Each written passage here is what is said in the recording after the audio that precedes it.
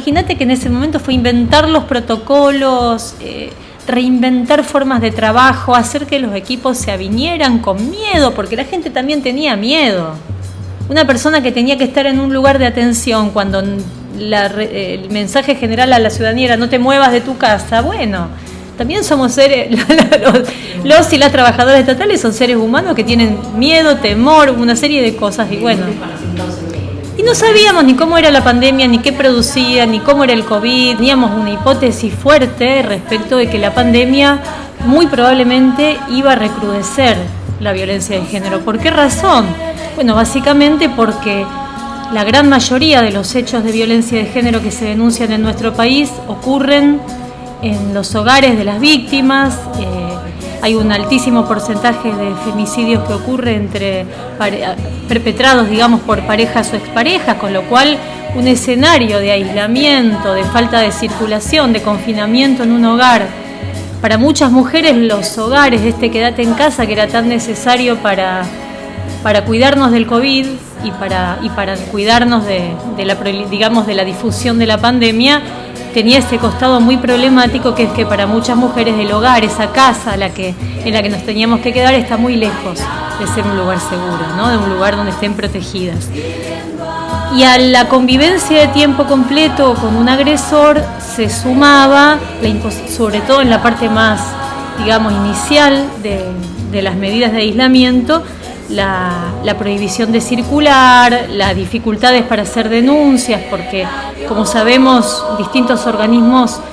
tuvieron dificultades para funcionar durante la pandemia y cerraron incluso, o tuvieron esquemas de atención muy reducidos. Entonces, todo ese paquete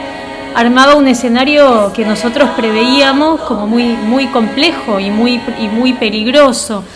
en términos de violencia de género. A partir de que la justicia habilitó la posibilidad de hacer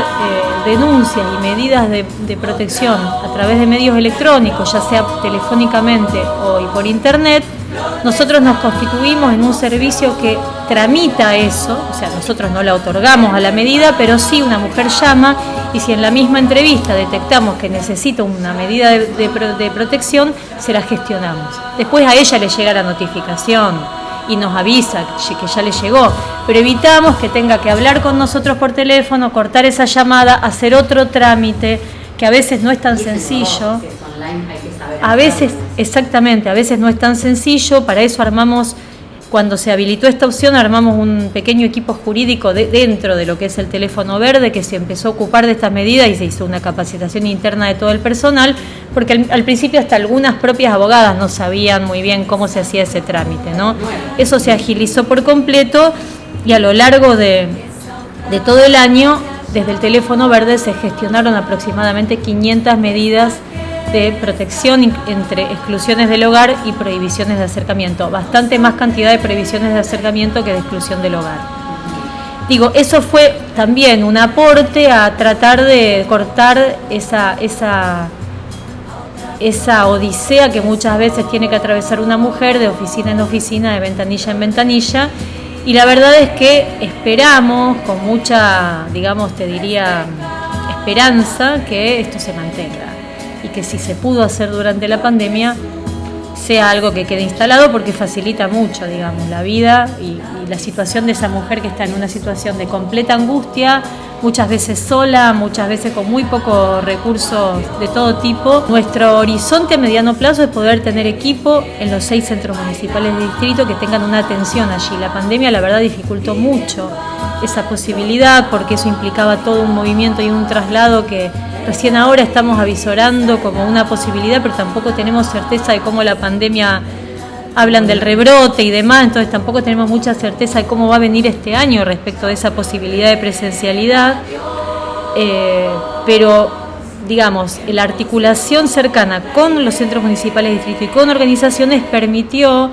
como tejer articulaciones mucho más aceitadas y cotidianas, digamos, ¿no? Y eso, uno de los productos más tangibles que tuvo esa articulación fue en el marco de Noviembre Violeta, que fue el mes que le pusimos en la Municipalidad de Rosario al mes que simbólicamente le llamamos el mes de lucha contra la violencia por motivos de género. a partir de una iniciativa que surgió justamente en un consejo vecinal virtual con mujeres de las redes, nos plantearon la necesidad de contar. Muchas mujeres no tienen teléfono, no tienen un lugar del cual hacer llamadas, no tienen crédito.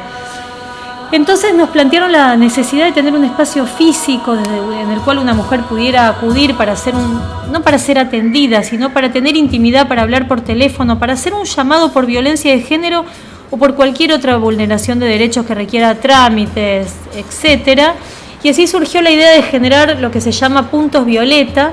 en los centros municipales de distrito, que son un pequeño espacio físico que en todos los casos, digamos, es una iniciativa de los CMD, pero que nosotros impulsamos con ellos y trabajamos en ver un poco que fueran espacios agradables, luminosos, privados.